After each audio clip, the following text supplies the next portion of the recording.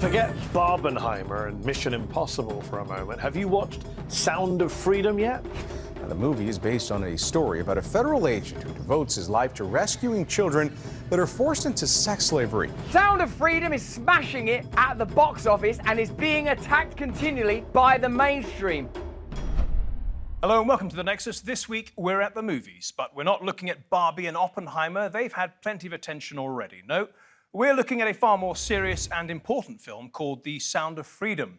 It's based on a true story and is about a former undercover agent who saved thousands of children from human traffickers and paedophiles. Now, you'd think that everyone would be behind that kind of a movie, but they're not. The mainstream media and many in Hollywood are actually trying to tear it down. I don't think I can do this job, Tim. As soon as I lay down, all I see are those kids' faces. It is the fastest growing international crime network that the world has ever seen. It has already passed the illegal arms trade, and soon it's going to pass the drug trade.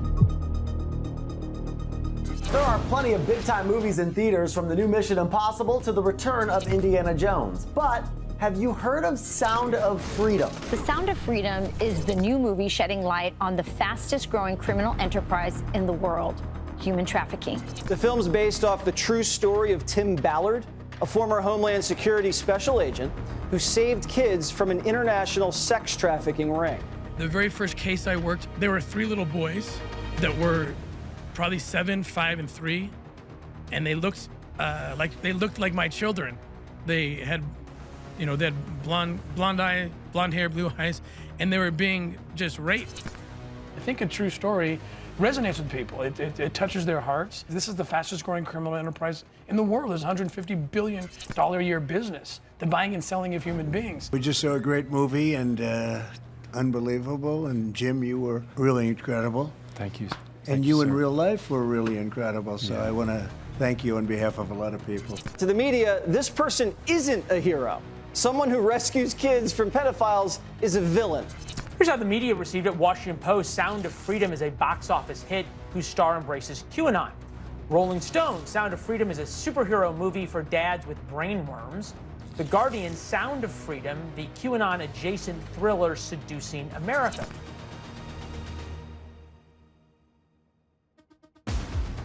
It's the most bizarre thing I've ever seen in the media, perhaps. The press is saying that the star, Jim Caviezel, is a QAnon guy. This film undoubtedly is the best film I've done since the Passion of the Christ.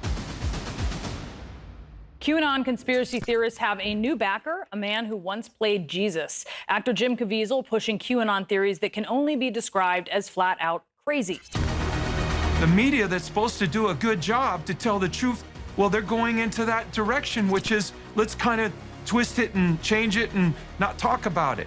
Or the 3-letter agencies that aren't telling the truth. Is it because of QAnon conspiracy theories? Is it because it's a new emergent business model? Or does the establishment have something more serious to hide? Why is the media hating this movie? I can't understand it. The film was made, produced, written like 5 years, 6 years ago, way before anyone heard the name QAnon. I still don't even know what QAnon is. In the meantime, they're trying to connect it to some conspiracy when, in fact, like you said, this is a true story. The story in Sound of Freedom kicks off with the rescue of a little boy at the port of entry at the southern border. That's a real story. 85,000 children, thousands of them are under 5 years old, are led into the country. So we have a serious problem. People are like buying 4 tickets and then just giving them away. That's part of their marketing campaign. Like Hollywood doesn't want this movie to succeed, so you have to make it succeed, which is brilliant. So I sit through the 2.5 hour movie and I'm thinking, all right, like, when's the QAnon thing coming? When's the right-wing conspiracy thing coming? And it was just generally a movie about freaking child sex trafficking. I spent 12 years as a special agent, undercover operator with the Department of Homeland Security. Most of my time, 90% of that time, was spent investigating these cases, child crimes, child trafficking. These are Department of Labor, UN. These are sources that, the best we have, that say that there's close to 6 million children or more who are forced into sex slavery, labor slavery, or organ harvesting. The United States is the #1 consumer year after year of child rape material. I will tell you this right now. I would absolutely die. If this If this were to change the world and get rid of trafficking and pornography and all of the 8 arms of this octopus that has to be destroyed, the only way you can destroy it is take the head out. If that hit, I'd give my life for it in a heartbeat.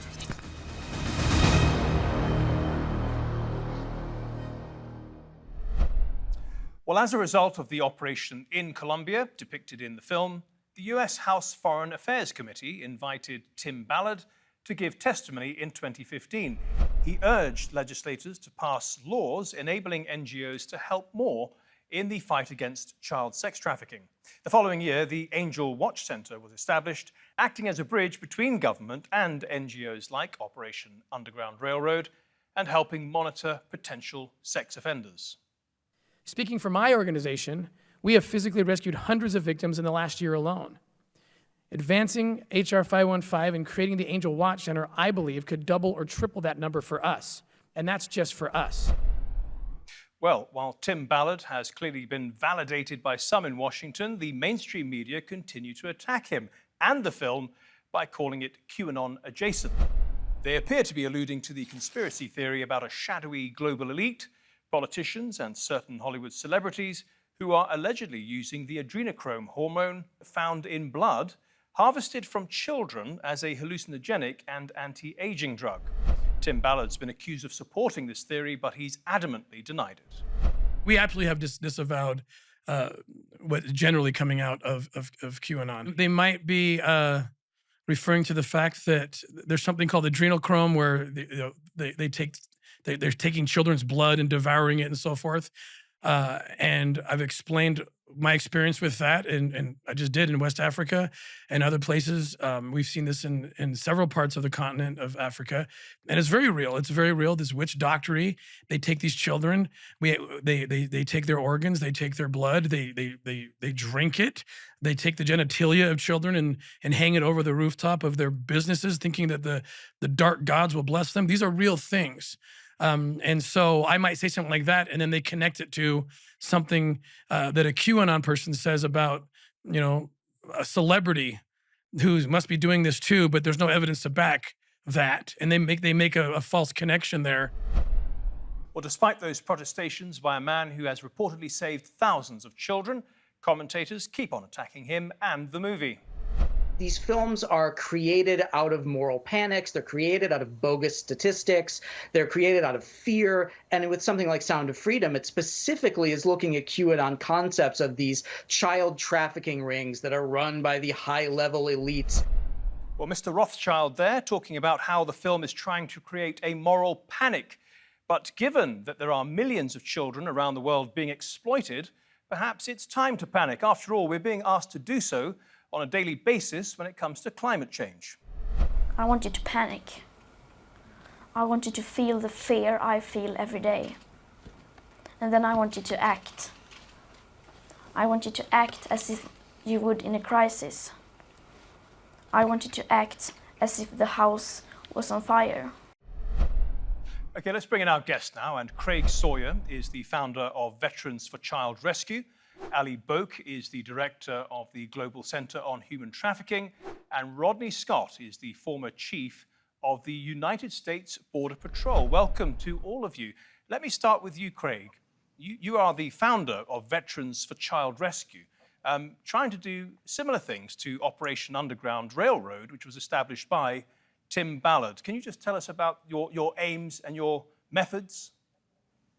Yes, well, when I went around the world trying to defend our country from terrorism, I realized that back home we have a child trafficking problem that's as bad or worse than anything I'd seen elsewhere. So I founded Veterans for Child Rescue to make a documentary film, Contraland, to alert the American populace on what's really going on here in our homeland with child trafficking. And then we realized we could run joint operations with federal and local law enforcement, arresting the predators very effectively as well. So we began doing that also. And what do you make of Tim Ballard and his Operation Underground Railroad organization, which he founded but is no longer the chief of? Yeah, well, I don't make it a personal practice to make judgment on other organizations or individuals. I could just say this about the film. I really celebrate the topic being highlighted. It's needed for people to understand that it's a big problem so that we can set about making solutions and change it and drive that ugly child abuse from our culture. And yet you say that you believe the movie is being ignored. Well, you can see the different things that people are chatting about online. I know that it took them a number of years to get the film to market. Yeah. And there are a lot of stories of a lot of obstruction techniques and, fire alarms being pulled in the theaters, the heating, the air conditioning being turned off in the theaters, and no posters being put up and things like this. This is not normal for a typical film. So I know with Contraland, with our documentary, we experienced all kinds of subversion, all kinds of obstruction in getting that to the people. We eventually just aired ours for free, and it aired to 90 million households on Daystar Network, but none of the big networks wanted to air our documentary, factual as it was. So yeah, there is a real effort to censor and suppress this information. Yeah, the cinema chain in question has said that is not true. Those are just coincidences, and in fact, they've put on the film in even more cinemas since July the 14th. Do you accept that as a explanation? Well, I don't know. I just know that I can say this. I have lived through an experience that demonstrates very clearly there is a widespread effort to censor and suppress this information. Now, is the one particular entity like Cinemark, I really don't know the facts there, but I know that generally speaking, there is a wide effort to censor this and to keep it from getting out. Well, look, this is a really awkward point, but may I ask you why you think anyone would conspire to keep it from coming out, these sorts of films that draw attention to something as important as child trafficking? Yes, sir. Well, in a word, corruption. There are too many who benefit from the way that it is, the corrupt status quo, which has harm being done to children on industrial scale. Yep. So there are secret societies that John F. Kennedy warned about before his assassination, where you have people that join secret organizations and groups and they become loyal to those organizations over the entity or agency or institution that they pretend to represent or that they're paid to represent. So with that dynamic going on, we're investigating and learning that a lot of these secret organizations share something in common, and that is pedophilia and even ceremonies where they do great harm to children for their beliefs. They have some very sick and dark beliefs, some of these organizations. So due to that is they need access to children, and there's an industry to support that, and that's what we're finding. And it's very, very dark and disturbing, but the people need to know, the general populace needs to know. So you have this war over information. Now, remarks like the ones you've been making are probably forming the basis for many newspaper articles and even mainstream media TV articles, if you like, which allege that the film is QAnon adjacent. Can I just read you something from the Rolling Stone magazine by Miles Klee? He's the web culture reporter. His headline says, "Sound of Freedom is a superhero movie for dads with brainworms." And his subtitle says, "The QAnon-tinged thriller about child trafficking is designed to appeal to the conscience of a conspiracy-addled boomer." And then he goes on to describe Ballard and Caviezel, the star of the film, as fomenting moral panic for years over this grossly exaggerated epidemic of child sex trafficking. So is there any truth to what these sorts of journalists are saying about the movie? No, it sounds desperate to me. When you look at the factual evidence, look, I've been a federal criminal investigator and I go by facts. You have federal agencies, U.S. Marshal Service, the FBI, and others making raids and arrests and recoveries to the tune of hundreds of people at a time. So, and this is factual truth. The U.S. Marshal Service has arrested hundreds of child traffickers at a time inside the United States and made many dozens, if not hundreds, of arrests or rescues of the children at a time. So these are factual cases. It can't be spirited away by some Rolling Stone editor. It's just, factual evidence doesn't go away. These win cases in courts of law. So I base my opinion on facts and not what some magazine editor might opine, trying to censor the truth. Ali Boak, can I just pick up on this point that Craig Sawyer is making, that powerful people in the media and in politics, vested interests, if you like, are trying to attack this movie, tear it down, because they have something to fear themselves. Before I let you answer that, let me give you another article, this time from the left-leaning Guardian newspaper here in the United Kingdom. So this is Charles Bramesco. He's a film and TV critic in Brooklyn. He has written that a constellation of paranoids are now attempting to spin a cause celeb out of a movie, and those tuned in to the eardrum perforating frequency of QAnon have heeded a clarion call that leads right to the multiplex. Do you believe, as Craig does, about a powerful elite that's trying to suppress this phenomena? Or do you believe what Rolling Stone, The Guardian, and others have written, that this is all a conspiracy theory? So I wish we were having such an impact on human traffickers that they would even want to come after us that way. From where I'm sitting, working 25 years in over 23 countries, working with thousands of survivors and lived experience experts of human trafficking, training tens of thousands of law enforcement across the world, we're just touching on the edge of human trafficking, that traffickers pretty much operate with impunity, that the number of investigations and the number of prosecutions that happen globally, in my view, are just a tip of the iceberg, and that we haven't really seen such organized efforts by traffickers or their criminal networks or syndicates to squash any of our efforts, because frankly, our efforts aren't making enough impact. It's a $150 billion industry. I'm sure that's right. I'm not saying the traffickers are perpetrating this. I'm actually saying that the journalists and the mainstream media are trying to minimize it. They say the film is exaggerating it. They say this is appealing to conspiracy theory-addled boomers. They're basically tearing down certain demographics and how they feel about the film. Why are they doing that?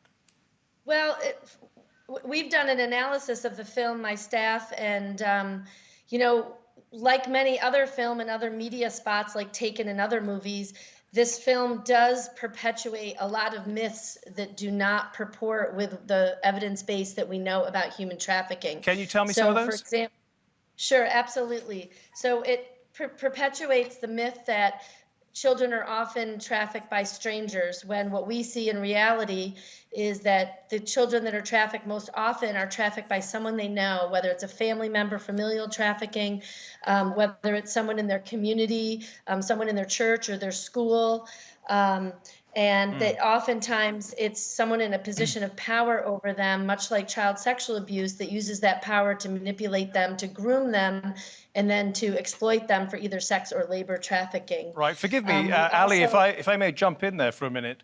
Sure. The movie focuses on international trafficking. I appreciate that, but that's not a myth, is it? That is happening. It just happens to focus on it, so it perhaps gives it an outsized appearance. But it does happen. It's not a myth. No, it does. Overseas trafficking between international countries does happen. We actually believe there's more trafficking internally in the United States. Of course, it's hard to get data on such a sensitive and underground issue, but we work in communities across the United States and across the world, and there's a lot of what we call national trafficking happening within countries as well. And if you look at the media films that have kind of made it big, they typically focus on someone being kidnapped from another country to another country. Right. Well, the aim of the film is to raise awareness about human trafficking and especially child sexual exploitation. Do you welcome those aims? Do you think that it is necessary to raise awareness? Absolutely. I mean, I'm actually thrilled with the conversations that this film is raising, and people coming together like today to talk about the issue of trafficking. That I certainly welcome. We need more of it, in fact. because when it's it moved to the second largest industry only after drugs in 2021. I just can't understand why we don't have more resources, why there's not more funding, why there's not more concerted global efforts to combat this crime, given the size of the profits. So then, do you agree in any way with what Craig is saying, which is that powerful people in the media, in politics, in Hollywood, are keeping this story down and perhaps pointing our attention to things like climate change, which you never ever stop seeing in the public eye?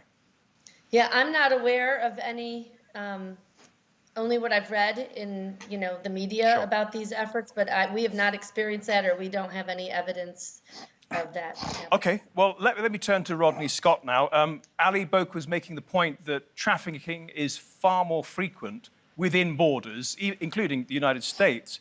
And that's probably true because you have 320 million population and they're interacting with each other far more than they're interacting with people from overseas. However, Tim Ballard has said that there are 85,000 unaccompanied minors coming across the border, the southern border, into the United States, and many of those kids are easy prey for abusers in the United States. Is that your experience? What's the data there?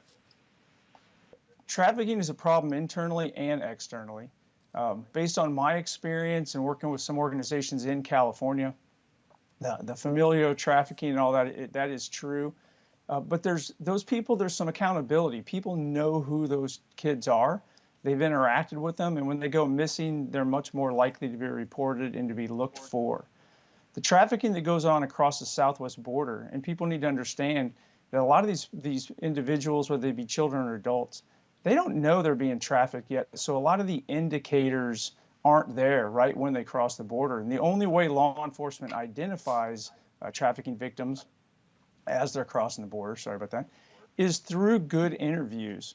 The chaos that's going on at the border today prevents agents and officers from having the type of time they need to do those deep dive interviews.